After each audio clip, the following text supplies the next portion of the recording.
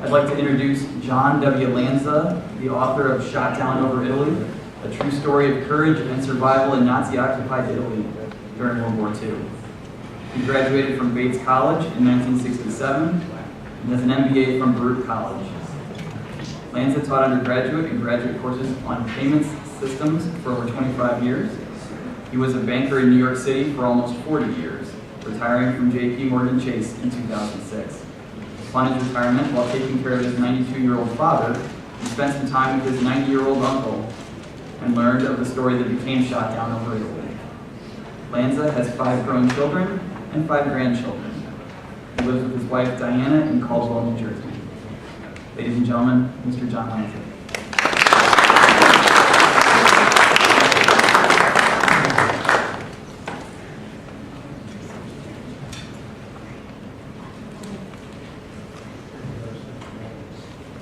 Thank you very much. It gives me great pleasure to participate in this reading festival at this beautiful library and museum. I've scripted my notes because otherwise, as some of my friends here can attest, I'll never end. And I'm very grateful for the opportunity to speak at the FDR Museum. That honors President Roosevelt, who so eloquently stated the 4 freedoms we fought to protect in World War II when they were threatened by dictators from abroad. Freedom of speech, freedom of religion, freedom from want, and freedom from fear. My book, like so many others written about that war, makes you appreciate the sacrifices of so many to protect those precious freedoms when they were threatened by dictators from abroad. I had the good fortune to bond with my uncle for 4 years on a book called Shot Down Over Italy, a true story about courage and survival in Nazi-occupied Italy during World War II.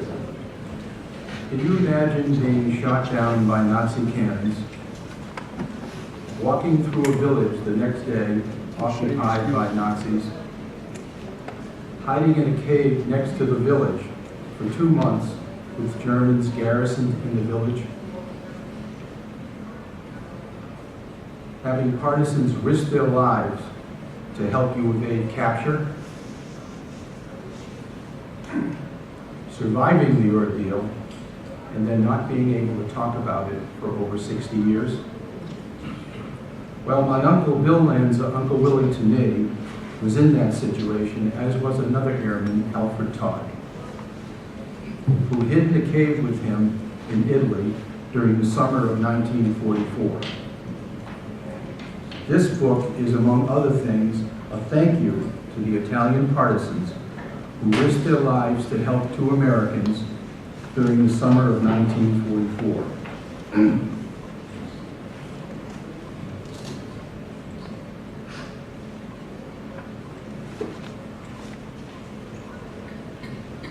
And to the crew that was shot down over Italy, especially the pilot, who sacrificed his life to save his crew. In a larger sense, though, it's a tribute to the airmen that flew with the 52nd Bomb Wing in Sicily, in Corsica, and in Italy, and in North Africa during World War II. In 2006, when I retired, my father, who lived in Beverly, Mass., was 92 years old and needed my help. I ended up becoming his go-to guy after a lifetime in which he was my go-to guy. While I was up in Boston looking out for him, I visited my Uncle Willie, who at that time was 90 years old. I asked him a simple question.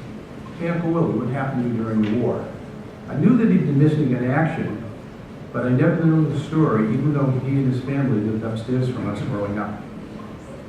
He told me that he was shot down over Italy in a B-25 Mitchell bomber, that his pilot saved the crew before he crashed into a mountainside and was killed, that he and another crew member, Alfred Todd, evaded the enemy for 2 months with the help of 2 Italian partisan families who hid them in a cave, but that he couldn't talk about his evasion experiences.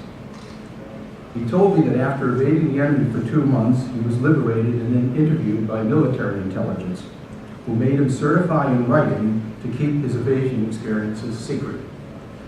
I found out later that 3 other members of the crew who evaded capture signed the same form and passed away without ever telling their families about their evasion experiences, even when asked repeatedly about them by family members. My uncle would have remained silent too, except that I did some research and I found the escape and evasion reports that he signed, and I learned they would be classified in 1995. He could now talk about his evasion experiences. During the ensuing 4 years, I bonded with my uncle. I located and visited the 2 Italian families who helped him in Todd evade capture, and I connected with the only other surviving crew member, as well as the families and friends of the other crew members.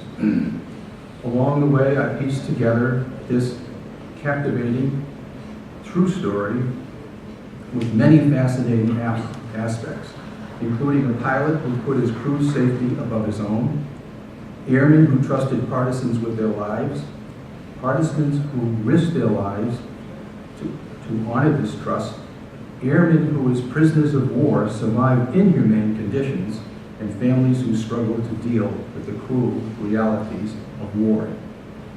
In a nutshell, this is a true story about a 7-man crew of a B-25 Mitchell bomber that was shot down over Nazi-occupied Italy during World War II. It shows how the crew prepared for combat, what they were doing in combat, what happened when they were shot down, and what happened after they were shot down. It shows that whether or not airmen who were shot down over Italy and evaded capture depended to a large extent on who got to them first, the partisans or the Nazis or fascists.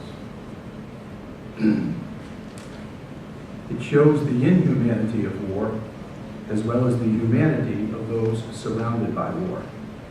It shows that our precious freedoms were not free.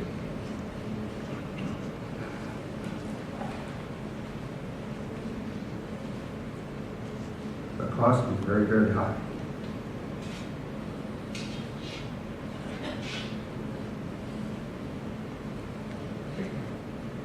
And it provides a history of the Italian campaign. Laverne Reynolds, the bombardier on the plane, thought it was a good history of the war in Italy, and he was there to experience it. I've given each of you a bookmark with photos of the 7 members of the crew and 2 Italian partisans who helped 2 of them to evade capture for a couple of months before they were liberated by British troops. The crew from left to right consists of the pilot, Major William Clark Hunter from Williamsport, Indiana, the co-pilot, Lieutenant Walter Brickner from Philadelphia, Pennsylvania, the navigator, Lieutenant John Kinney from Sacramento, California, the bombardier, Lieutenant Laverne Reynolds from Stickney, South Dakota, the engineer and top turret gunner, Sergeant John Denny from Neptune, Tennessee, the radio operator and waist gunner, Sergeant Alfred Todd from Oriskany Falls, New York, and the tail gunner, Sergeant William Lanza from Massachusetts. The 2 partisans are a lead partisan, Goffredo Seri, who was living on a farm in Baggio, Italy, about 15 miles southeast of Florence, because his business in Fellini Belgrano, which is 2.5 miles west of the farm in Baggio, was bombed. He moved to the farm because he was worried that his home would be bombed, and it was. The Allies bombed the cities. They didn't bomb the farms. And the partisan, Riccardo Beccattini, a farmer from Baggio, Italy, who lived and worked on the farm that the Seri family and other refugees moved to when their homes were in harm's way. Since this is a reading festival, I will do a brief reading from each of the 11 chapters of the book. Chapter 1 is entitled Before the Storm, which talks about before the war. I'm going to read 2 passages from this chapter, one alluding to an illness that both FDR and one of my uncles had called infantile paralysis, or polio, and another about the kid who lived upstairs from my uncle and his family in a tenement house in East Boston, Mass., who was my father's best friend growing up. His kid was Jerry Gregg, who grew up to be the arranger for Artie Shaw and then Glenn Miller. By coincidence, after Bill was shot down over Italy, he would run across a youngster limping through the woods with an iron brace, just like his brothers. A lot of people had infantile paralysis then, including President Franklin Delano Roosevelt, who led the effort to conquer the disease. He championed the cause by celebrating his birthday with charity balls and by helping to establish the National Foundation for Infantile Paralysis. Comedian Eddie Cantor appealed to radio listeners to send dimes to the White House to fight the disease, which led to the March of Dimes that helped to fund the vaccine developed by Dr. Jonas Salk to prevent the disease. Before the vaccine, an estimated 50,000 people were afflicted by polio each year. After the vaccine, it was a different story. Virtually all babies today receive the Salk vaccine, and according to the March of Dimes, there has been no new case of the disease in the Western Hemisphere since 1991. As a related point of interest, when the nation decided to honor Roosevelt with a coin, there was never any doubt that that coin would be the dime that has borne his image since 1946. In the other passage, while Gray was forming an alliance with Shaw that would bring good music to the ears of their nation in the midst of the Great Depression, across the ocean, two dictatorial leaders, Hitler and Mussolini, were forming an alliance that would bring anything but good music to their respective nations, or any other nation for that matter. When Shaw walked out of his band in 1939, Glenn Miller offered Gray a job the next day. Jerry knew Miller loved Shaw's band because he had snacks of his record in the room he kept at the Hotel Pennsylvania in New York City. When Gray joined Miller, another alliance was formed that would bring good music to help boost the morale of the nation during wartime. Across the ocean, a storm was brewing as the alliance between Hitler and Mussolini was tightened with a pact of steel on May 22, 1939, in which the two dictators agreed to support each other in time of war. A storm gained momentum the following year with the Tripartite Pact of September 27, 1940.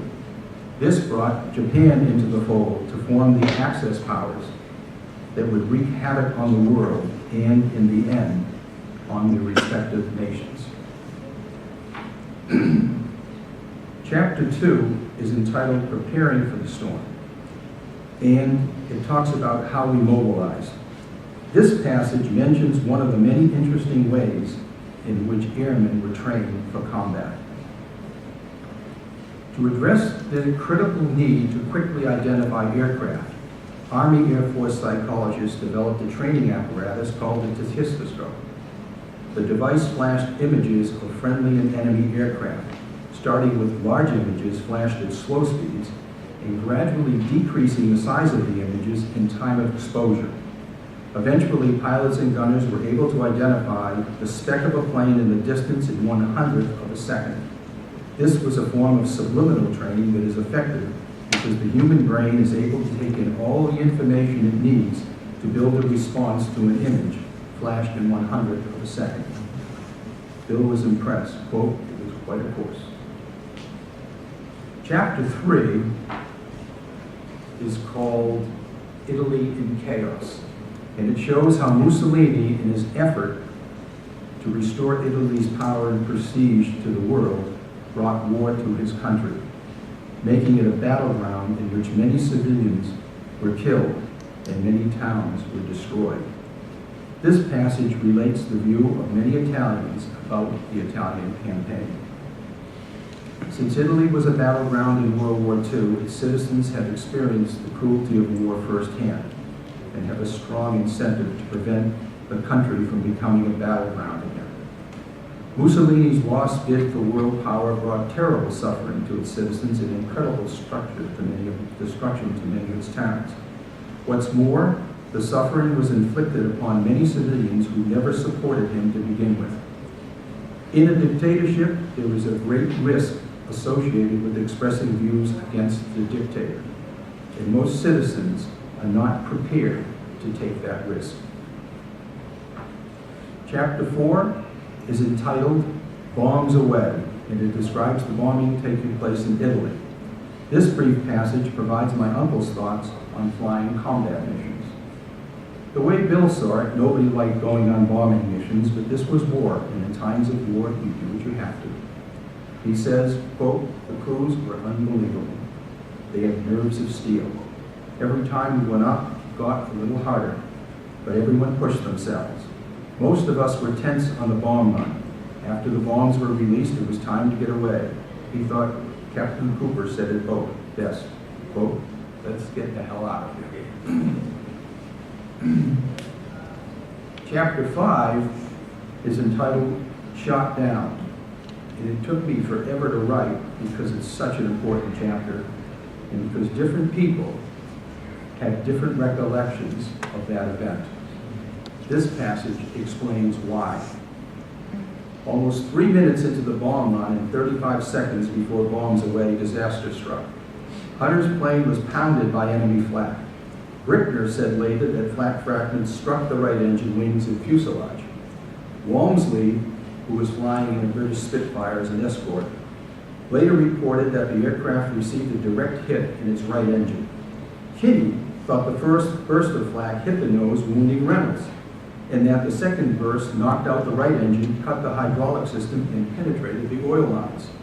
While everything in the mission up to this point was precise, this was a traumatic event in which precision was no longer the modus operandi.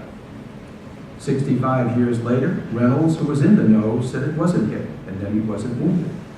However, he said he heard someone yelling that either he was hit or the plane was hit. It was Kinney who was hit. He was hit in the knee by flak, for which he later received a Purple Heart. Bill figured it must have been Denny who was hit because he was told later on the ground by partisans that Denny was in pain when he was picked up by the enemy. He was indeed in pain, excruciating pain, but it wasn't from a flak wound. Chapter 6 is entitled Partisan Help, and it shows how 4 crew members evaded capture because the partisans got to them first, and how 2 crew members went to prison camps in Germany because the fascists and Nazis got to them first. Unfortunately, the pilot went down with the plane after ensuring that his crew had bailed out. He was a true hero of the war. This passage relates the experience by my uncle the day after he was shot down. Bill continues, quote, "So here I was about 200 miles behind enemy lines, walking through a village occupied by Germans, some fraternizing outside a pub. Sari was taking me to a farm at the southern edge of the village. At that time, the Germans weren't harassing the Italians as they were later when more of them were being driven north through the area by the Allies. It is mind-boggling to me that I was able to walk past German soldiers who were looking for me. You can imagine how nervous I was. I put my trust in Sari and he never let me down. Basically, we always trusted each other. He was a real gentleman and a savior for Todd and me."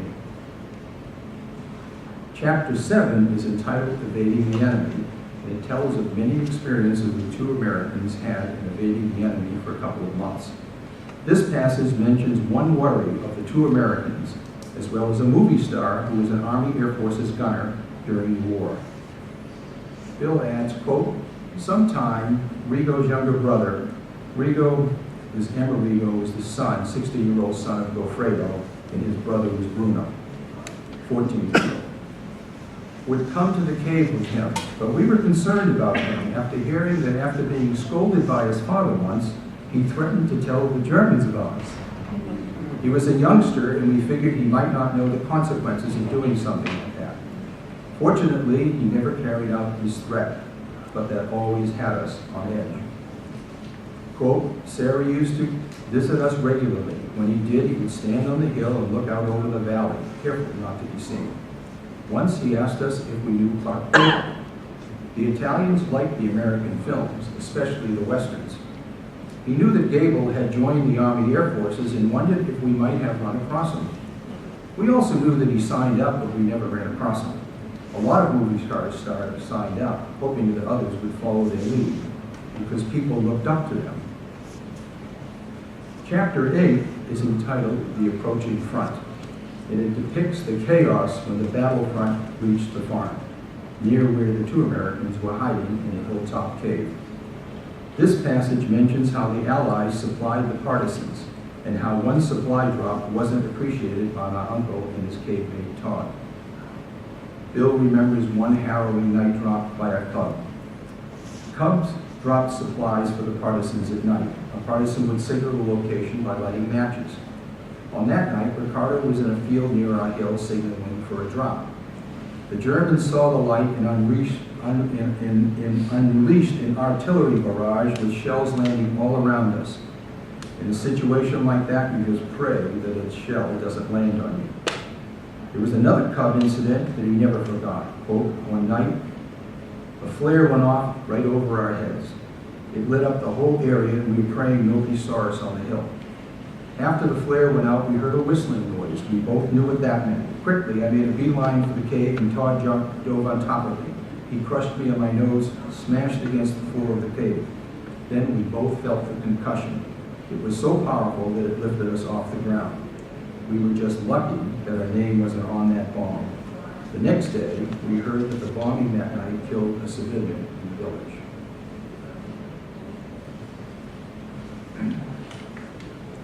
Chapter 9 is entitled Liberation, and it tells how the four evaders were liberated. This passage talks about the day Ricardo walked the two Americans through the battlefront to a nearby town that was going to be liberated by British troops the next day. Ricardo brought 2 flasks of wine with him to offer drinks to German soldiers along the way, and it didn't take long to find a candidate for a wine offer. Bill notes, quote, as soon as we came out of the woods, we saw a German soldier laying wire on the farm, and Ricardo offered him some wine. He wasn't interested in the wine, but he let us pass. It looked like he was laying communication wire for the German phones. They walked north across the farm down into the village of Baggio, where they crossed a bridge over the Resco River. Bill, who had taken a course in demolitions, noticed that the bridge was wired to be blown up. All you needed to do was connect 2 wires to complete the circuit. We were careful crossing that bridge. Once over the bridge, they went left and headed west along the road, running adjacent to the Resco River towards Fellini. Bill recalls, quote, the Germans lined the edges of the road to Fellini with machine guns covering the road. They were on the right under trees. Some were so close they could touch us with their rifles. They gave us lazy looks as we passed. Some were hanging their clothes to dry, and others were dug in with their guns ready for action. They weren't bothering the civilians who were walking on the road. They stayed off the roads under cover. They didn't want to be strafed by an Allied fighter. Chapter 10 is entitled Home at Last, and tells how the 4 evaders, Brittany, Kinney, Todd, and Lanza, made it home 9 months before the 2 prisoners of war, Denny and Reynolds. This passage takes place the day after FDR died, when Allied prisoners marching from Stalag 13D in Nuremberg to Stalag 7A in Wurzburg learned of his death. Reynolds remembers one day in particular during the march. Quote, on April 13, we had breakfast on the side of a mountain. There were announcements that President Franklin D. Roosevelt had died. Roosevelt died in Warm Springs, Georgia, of a massive cerebral hemorrhage at 3:35 on April 12, 1945. The nation was in shock, as were Reynolds and his comrades on the side of the mountain.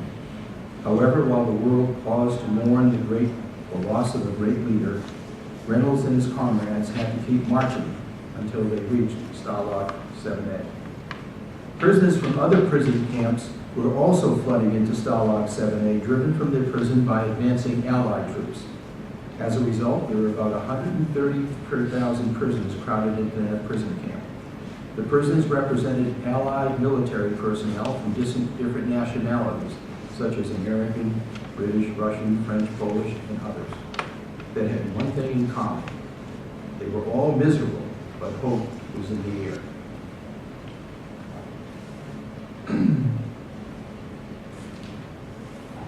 Chapter 11 is entitled After the Storm, and it tells what happened to the 6 members of the crew and the 2 Italian partisans after the war. This passage is about the return of one member of the crew, navigator John Kinney. While her husband was missing, she, Gwen Kinney, was saying her prayers and working in the California state capitol. She was also doing her part to help the war effort, and she had a great comfort system to help her deal with her personal circumstances. The governor of California, Earl Warren, later to be Chief Justice of the U.S. Supreme Court, had set up a booth for her in the rotunda of the California State Capitol building, where she sold thousands of dollars of war bonds. Daily, the governor and others would check with her to see if there was any news on her husband. Fortunately, the story had a happy ending. Thanks to the partisans who helped Kinney evade the enemy for 38 days and to the Battle Axe Division of the British 8th Army that liberated him on July 3, 1944. As soon as he was a free man, he was anxious to call his wife. Late one evening, Gwen picked up the phone and all she heard was, quote, "Don't let that moon get away." After that phone call, Gwen never went back to work in the state capitol. Also, for the rest of their lives, whenever Kinney was in a difficult circumstance, he would utter those words to Gwen. It was their own little secret code that would give them the resolve it took to deal with life's many challenges. Now, this book, to me, has been a gift that keeps on giving, because a lot of nice things have happened as a result of it. For example, Amerigo Seri, the son of Goffredo, and Riccardo Beccattini were honored with gold medals in a public Liberation Day ceremony in Italy on April 12, 25, 2008, for helping the two Americans during World War II. And the medal was presented in memory of Goffredo Seri. Clint Kramer, who oversees a website on the 1952 Topps baseball card series, the one with the Mickey Mantle rookie card, created a baseball card in memory of the co-pilot, Walt Whitner, who had been a baseball player. Purdue University archived the book in its flight archives in hopes to archive the personal artifacts of the pilot, William Clark Hunter, who was a Purdue graduate. There are so many stories like this that have never been told. I'm just thankful I had the opportunity to tell one of them, and I also had the opportunity to talk about it with you in a place like this. I'd be glad to answer any questions. Thank you.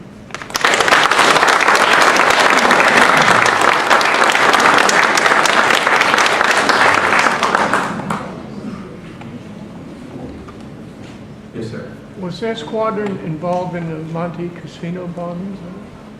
His squadron was definitely involved in that. He was in the 446th Bomb Squadron of the 321st Bomb Group, which was in the 57th Bomb Wing of the 12th Tactical Air Force in the Mediterranean Theater of Operations. So yes, they were involved.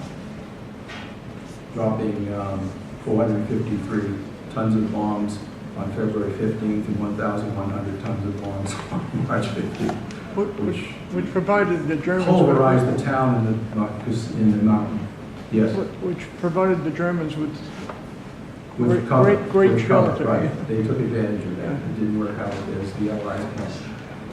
Yes, sir. Why was it classified for so many years? Given what happens to classified information today, why would anything like that be a danger to the United States? Well, if it weren't, and they returned and they said, well, Goffredo Seri helped them. Goffredo Seri was decorated by the Supreme Commander of the Mediterranean Theater, eventually by the King of Italy, by his town. My uncle wasn't the only person that he helped. In fact, he helped a couple of German deserters. But he had helped Navy men and soldiers and airmen that were down. So if they knew that, this man would be in trouble. And I think it's just a matter of, it was during the Clinton administration that they decided they have so many past records, and then when they put into the policy and declassified not only the escape and evasion reports, but all the mission reports, because I got all his mission reports and a number of other reports. So a lot of World War II documents were declassified in 1995. Unfortunately, people on the plane never knew it because their families delighted that I wrote this book because they knew nothing about this. So, did I answer your question? Any other questions? Okay? Thank you very much.